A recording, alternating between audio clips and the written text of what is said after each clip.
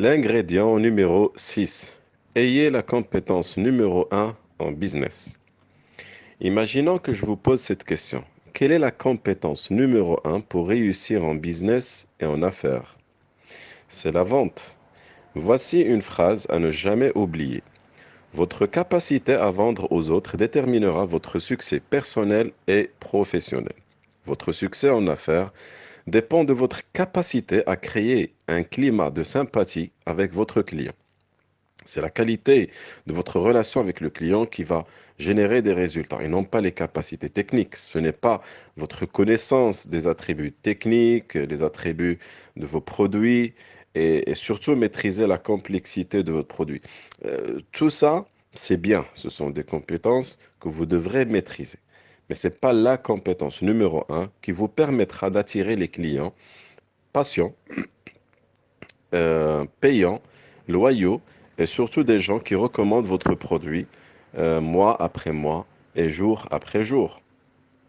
Et l'idée derrière, c'est que si vous n'avez pas ou si vous n'avez pas cette capacité, cette compétence de créer une bonne relation avec vos clients, eh ben malheureusement, vous n'allez pas pouvoir dépasser ce blocage et donc libérer votre business pour générer le cash, les profits et les clients que vous souhaitez avoir. Donc sachez que votre relation avec le client vient en premier. Plus de 20 années de recherche et des millions de dollars qui ont été dépensés par des chercheurs comme Neil Rakan et Hugh Thwaite qui ont interviewé plus de 5000, plus de 55 000 clients avant et après la vente. Et la question principale était, qu'est-ce qui vous pousse à accepter d'acheter un produit? Eh bien, figurez-vous, la réponse des clients était notre relation de confiance avec le propriétaire d'affaires ou avec le représentant de l'activité commerciale. Voilà. Donc ces gens-là, les clients, ils cherchent une relation. Ils cherchent une relation de confiance basée sur l'aspect humain et sur la nature humaine. D'autres recherches valident ces propos car ils disent que 1% de vos clients ne se ramènent pas en fait à votre business, ne reviennent jamais à votre business parce que par exemple ils meurent ou tout simplement ils ont changé d'adresse. 5% des décideurs changent carrément du travail. 22% ne sont pas satisfaits de vos produits. Alors voici le chiffre en fait qui va peut-être vous surprendre, c'est que 69% de vos clients ne reviennent jamais parce qu'ils ne sont pas satisfaits du vendeur ou tout simplement du comportement du propriétaire de la ferme. Alors maintenant, une question. Quelle est la meilleure vente au monde? La meilleure vente que vous pouvez faire est celle de vous convaincre que vous êtes quelqu'un de bien et que vous avez bien des produits et des services qui sont utiles pour vos clients. Sachez que vous pourrez vendre seulement si vous êtes convaincu que vos produits et services sont véritablement porteurs de valeur ajoutée à vos clients. C'est un fait essentiel et inévitable que vous ne pouvez pas manquer si vous visez à devenir quelqu'un de grand, quelqu'un qui veut grandir en termes de business et en termes d'affaires. Cette réalité est l'un des outils les plus importants que vous n'aurez jamais en tant qu'entrepreneur et il peut être utilisé pour contrôler votre avenir. L'autre réalité est que si vous ne vendez pas, dans la plupart des cas, c'est que vous n'êtes pas convaincu de ce que vous faites, vous n'êtes pas convaincu que votre produit est une bonne solution pour vos clients. Si les ventes sont lentes, si ça veut dire quoi? Ben, ça veut dire tout simplement, vous n'êtes pas convaincu de ce que vous faites, de votre affaire, de vos produits et de vos services. Si vous n'avancez pas, là encore, vous n'êtes pas convaincu. Si vous avez des excuses, là encore, vous n'êtes pas convaincu de ce que vous faites et de votre affaire et de votre secteur. Afin de devenir un entrepreneur d'élite, je résume, vous devrez maîtriser la vente. Mais pour maîtriser la vente, vous pouvez apprendre. Et non seulement apprendre à devenir quelqu'un qui comprend quelques techniques ou tout simplement qui fait quelques entretiens de vente avec les clients, mais vous devrez en être un expert. Alors, laissez-moi vous dire une chose. La vente est un métier 100% pratique, donc ça demande de l'apprentissage et de la pratique. Et les vendeurs qui pratiquent justement la vente, bien sûr dans les règles, ont la chance de l'être parce que seul le temps est capable de prouver que la vente est un métier qui permet de faire prospérer non seulement le business, mais la personnalité des businessmen ou des gens qui sont dans les affaires. Selon le docteur Thomas Stanley, auteur du fameux livre de Millionaire Next Door, il dit que 5% des grands millionnaires américains sont des vendeurs, c'est-à-dire ils ont l'art de maîtriser la vente et à partir de là, c'est ce qui va leur permettre une indépendance financière. Il y a une loi que je souhaite partager avec vous, c'est la loi de cause à effet. Cette loi stipule que toute réalisation a une raison ou des raisons. Donc, vous ne pouvez pas avoir des résultats sans les justifier par des causes.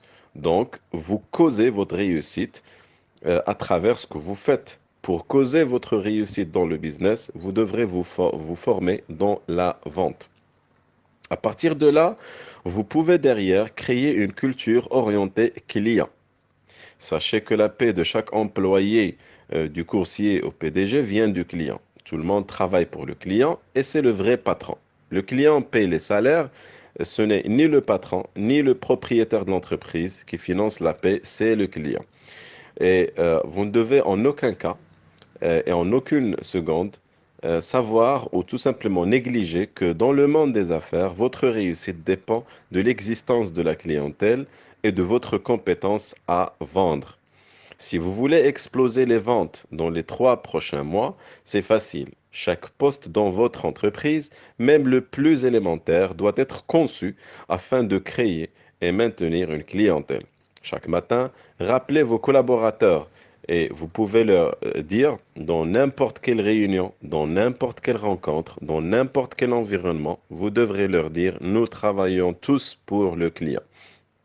Alors, travailler pour le client, ce n'est pas un slogan, mais malheureusement ou heureusement, je n'en sais rien, c'est la réalité des réalités. N'oubliez jamais ceci, pas de client, pas d'argent, pas de profit. Le client est le seul et l'unique patron de l'entreprise. Plusieurs personnes n'admirent pas et n'aiment pas cette réalité, mais tôt ou tard, ils vont tout simplement parvenir à comprendre que c'est la réalité des réalités en business. Commencez par mettre en place une culture orientée client et je vous propose ici un certain nombre de règles. Ils sont au nombre de 10. Ce sont les 10 règles magiques pour créer un système orienté client. Et vous allez voir, les ventes vont commencer. Règle numéro 1. Tout poste qui ne travaille pas pour le client est à supprimer. Formez-vous sur la vente. Numéro 3. Formez votre équipe sur la vente. 4. Recrutez les champions dans la vente, sinon des obsédés par la réussite, et formez-les sur la vente. 5. Vendre, c'est vendre chaque jour et toujours et non pas chaque mois et quelques mois. 6. Sachez que plus de rendez-vous clients, c'est plus d'argent. 7. Surprenez vos clients en leur donnant plus de ce qu'ils veulent. 8. Lisez un livre sur la vente par semaine. Un livre par semaine ou un par mois, sinon vous serez dépassé par les concurrents. 9. Mettez une réunion hebdomadaire appelée l'amélioration de la relation client chaque semaine. 10. Traitez le client comme vous souhaitez que l'on vous traite. Collez cette liste de 10 règles de la culture du succès orienté client dans votre bureau et demandez à vos collaborateurs de faire de même et oser avancer et exploser votre affaire. Maintenant, je vais vous proposer le modèle de la relation client. Prenez conscience de l'importance de la relation avec vos clients. Et ici, je vais vous proposer un modèle simple, concis, en résumé. Ce modèle précise 4 étapes fondamentales pour entretenir une très bonne relation avec le client. Première étape, le développement de la confiance. C'est une étape très importante et qui correspond à 40% du succès dans la vente. Ça se construit par les bonnes questions, par l'écoute active et tout simplement par une attitude positive vis-à-vis de ce que vous faites et vis-à-vis de votre client. Étape numéro 2, identifier les besoins. Cette étape correspond à 30% du succès dans la vente. Et cette démarche consiste à se concentrer sur l'identification des vrais besoins du client au lieu de parler de ce que vous vendez. Posez des questions sur la situation actuelle du client, ses problèmes avec les produits actuels, ses fournisseurs actuels, ses perspectives, ses projets, ses objectifs. Comme dit Stephen Covey, cherchez d'abord à comprendre, puis à être compris. Une fois que vous avez construit un niveau élevé de confiance en posant des questions et en cherchant à comprendre mieux l'espace, l'environnement, les besoins de votre client, à partir de là, vous pouvez passer à la troisième étape qui est la présentation des solutions. C'est une étape qui correspond à 20% du succès dans la vente. Elle consiste à montrer comment votre produit ou service pourrait être une solution pour votre client, selon bien sûr les besoins exprimés dans l'étape précédente. Expliquez les particularités de votre produit ou service, ses avantages et évitez la complexité technique du produit.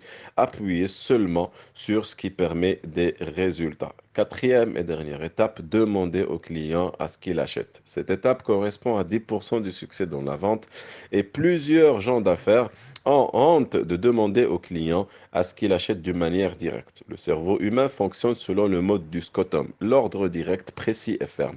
Plusieurs marketeurs l'ont compris et ils mettent sur leur site ce genre d'affirmation, par exemple, achetez maintenant, inscrivez-vous maintenant, passez commande maintenant, etc., etc., etc. Voilà. Maintenant que vous comprenez mieux quelle est la compétence numéro un qui est la vente, j'espère que vous êtes prêts pour aborder l'ingrédient numéro 7.